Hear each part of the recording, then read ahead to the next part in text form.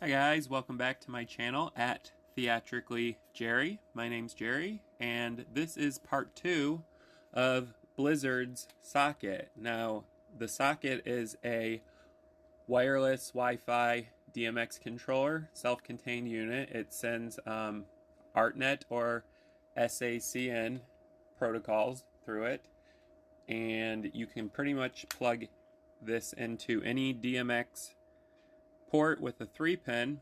I do believe they have a 5-pin option. I do go over this unit more in part 1. This is part 2, where we're going to go over Blizzard's AtFull app, which controls this socket.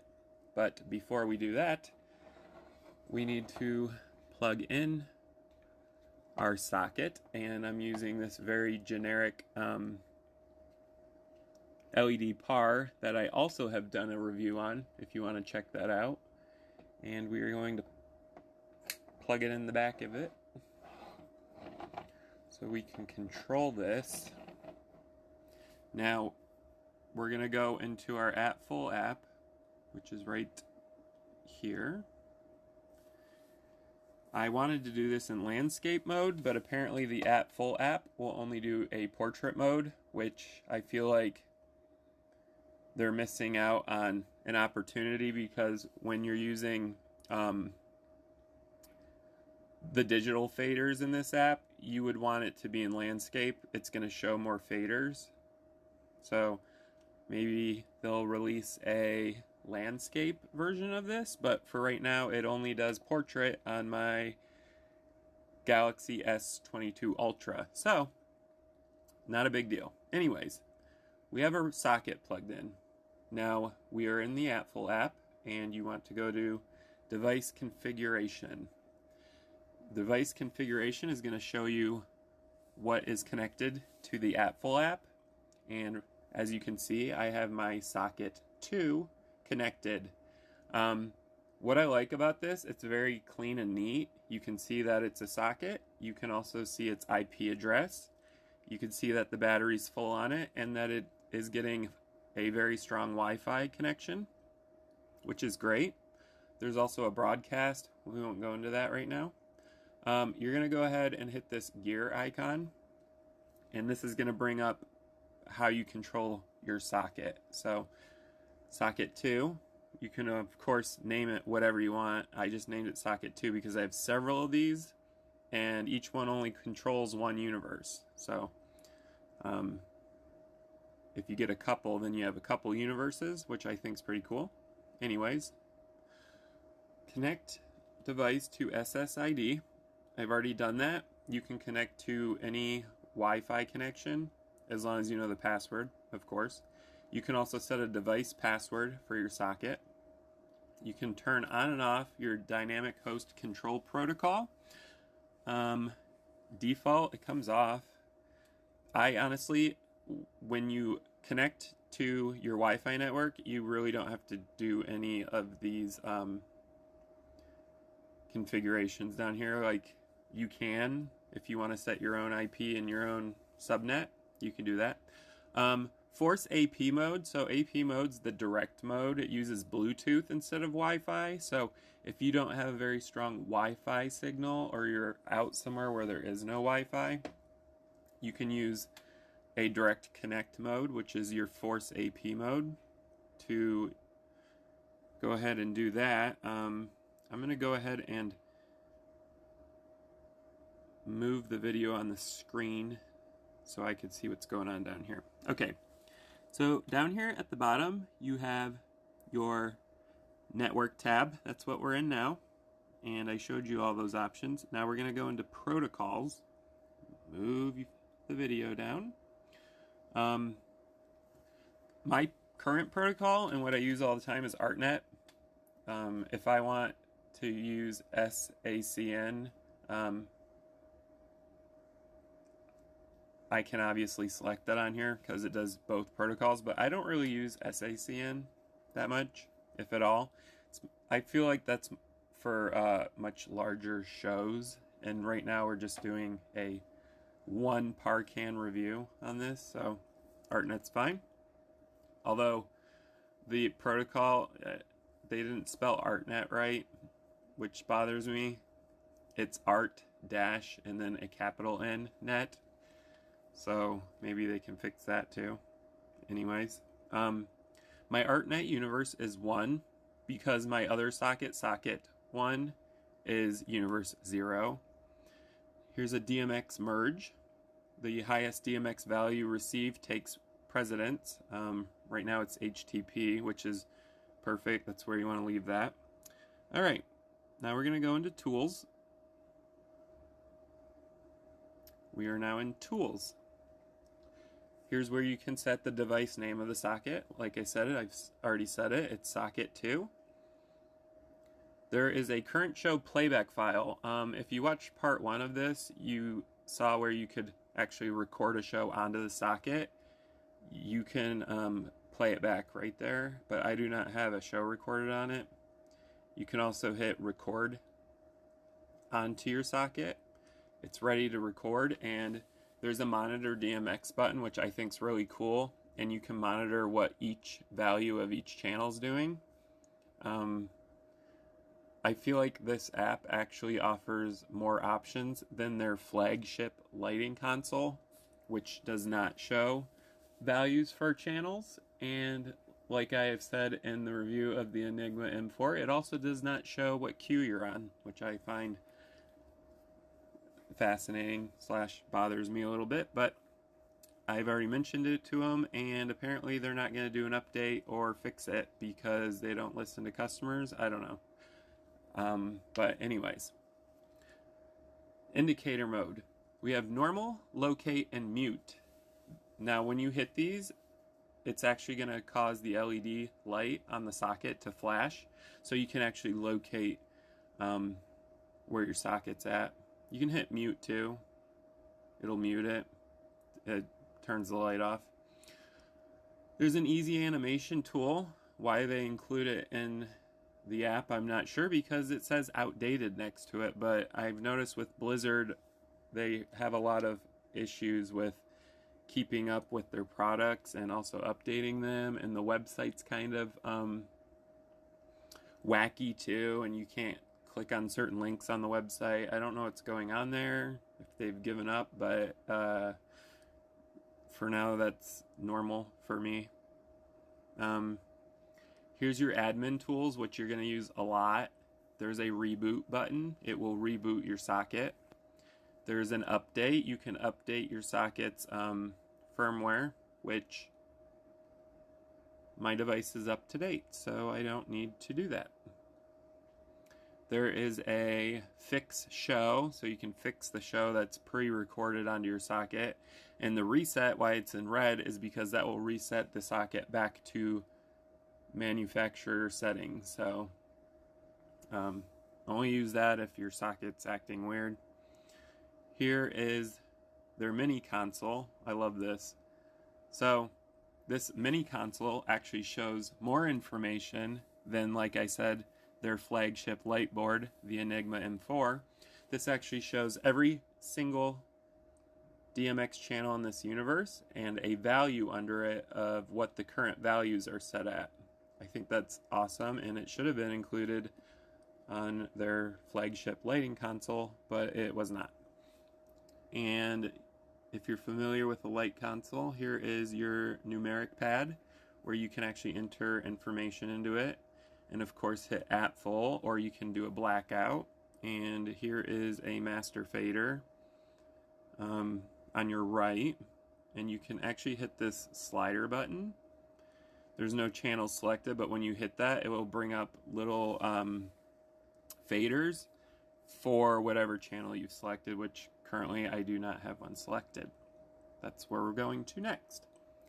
Alright, so we're going to exit out of here.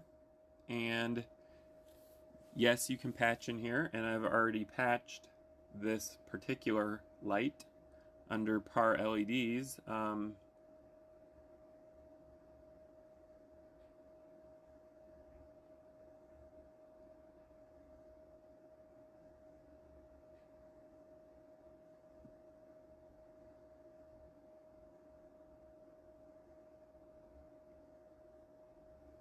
Okay, so apparently, according to the AtFull app, which this looks like a bug, I do not have any patches, which I did,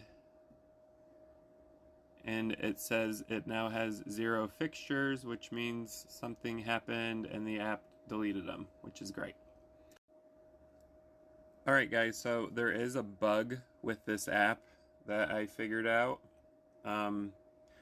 because I couldn't find any of my patches, but if you go into patches and shows and you hit this gear icon, and then of course you hit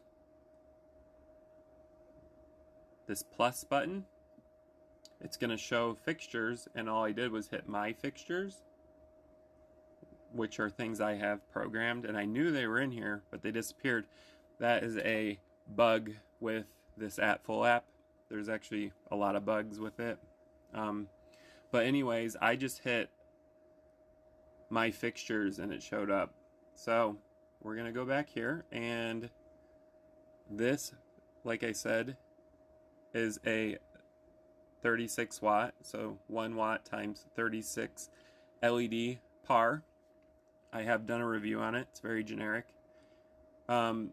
So in your fixtures under par LEDs, in my case, which you can set groups and also the names of everything, you can also do custom patches, or you can do patches updated from their library. This was not in their library, so I patched it myself. And you can hit par 1.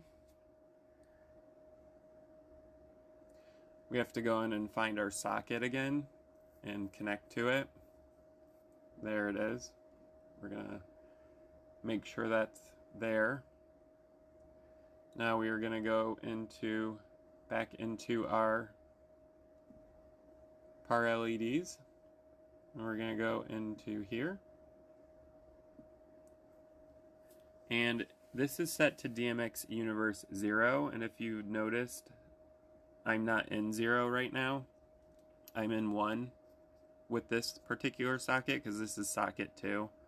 So the starting DMX address doesn't matter, but I'm showing you guys how you can enter that information. But I'm going to go ahead and just hit the link to a network device, and we're linked to socket 2, which is DMX Universe 1. So that's all good, and we're going to hit patch. Now we're going to go ahead and open this. This is the main controls for this 36 watt generic LED par, but we got to make sure we're on channel 100. So we're going to come back here, and we are not, so I'm not going to be able to control anything until we get to DMX channel 100, which we will get to in a second.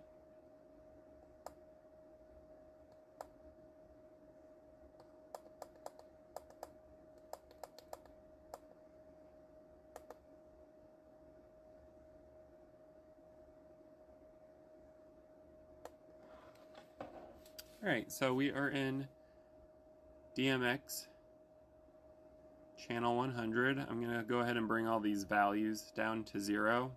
These are the digital faders for AtFull. Now we're going to take up this master dimmer to 100, and we're going to bring our red up, and as you can see, we now have a red light. We can bring that red down, take it out. Got our green, got our blue, got our strobe function, but we need to have a color, so let's do blue, and there's our strobe.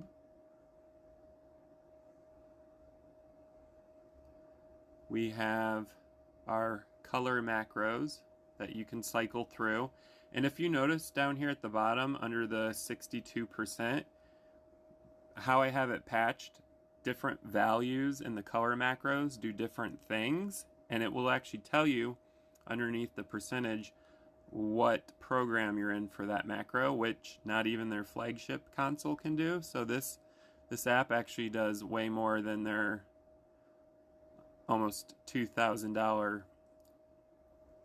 physical light board. And of course the last fader is a color macro speed So you can set your speed on that.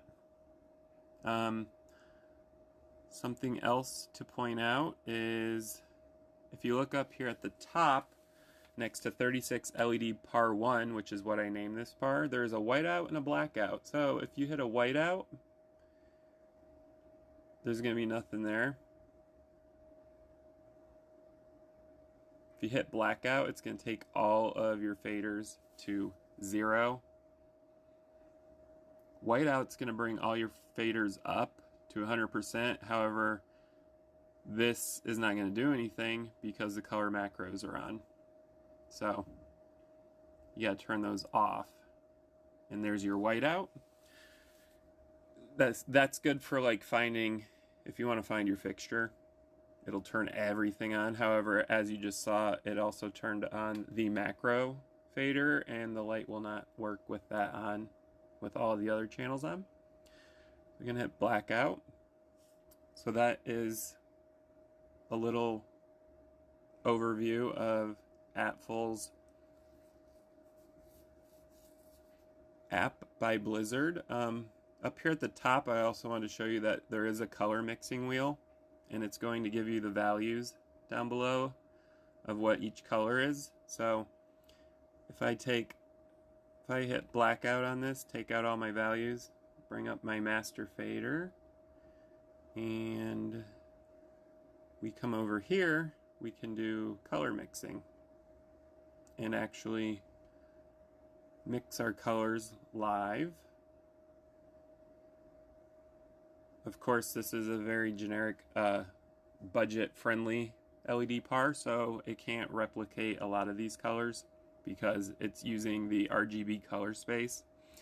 But this is good for quickly picking a color that you want, and it'll match it sort of, unless you have a really high-end par can, then it'll match the color exactly.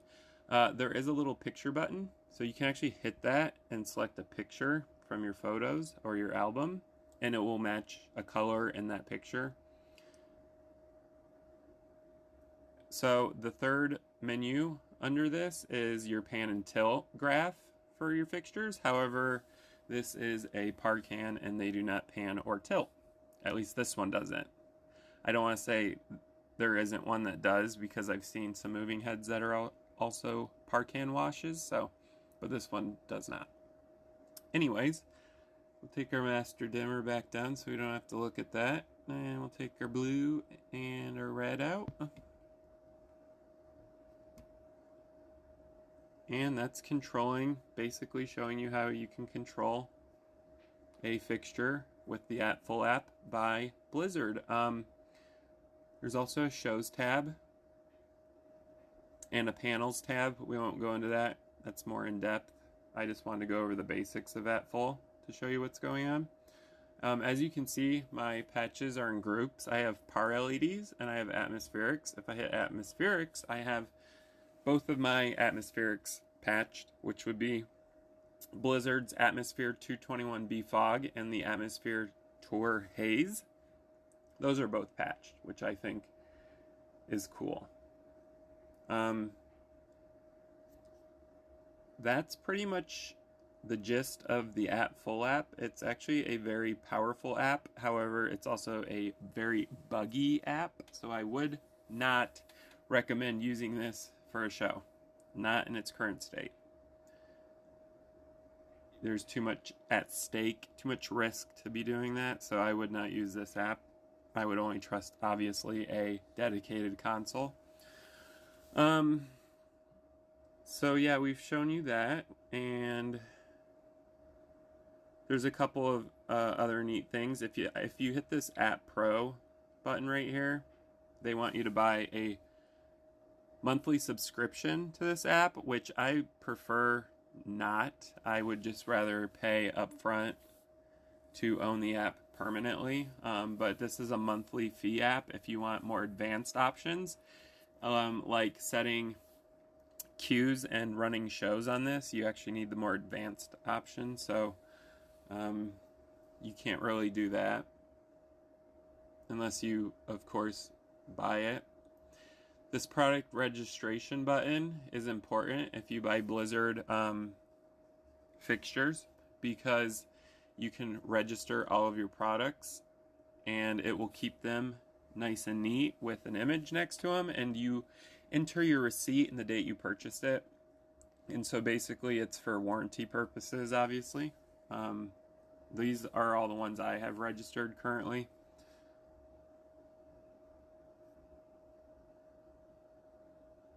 We can also go into here, which is all of your user information.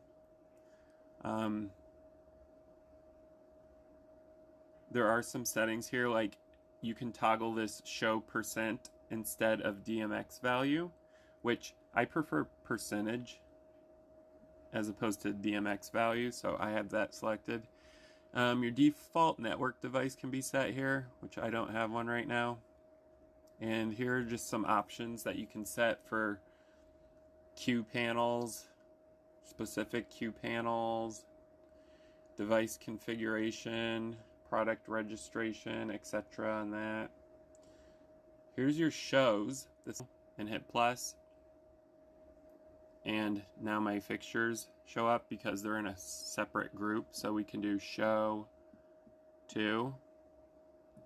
And I want par 1 because that's the only one connected, set up as a show. And we're going to go ahead and drag and drop a preset, which is Aqua. 1 second.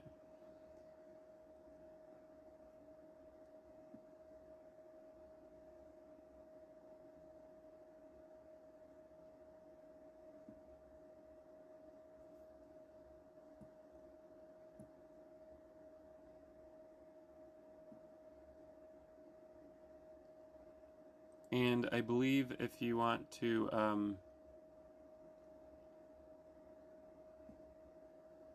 edit a color, you can do that right here.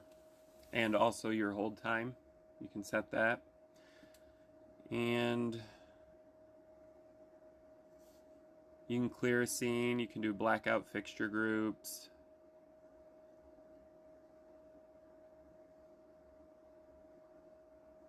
I'm trying to figure out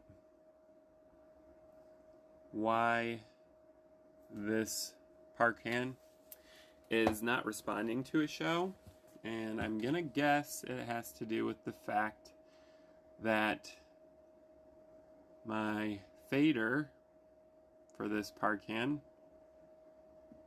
is not up. There we go. Now we're gonna go into the show again, and we're gonna go ahead and save and continue, and there's our aqua. And now I want a orange, and then I want a pink, and then I want a green. Now here's a little show. They're all 1 second long.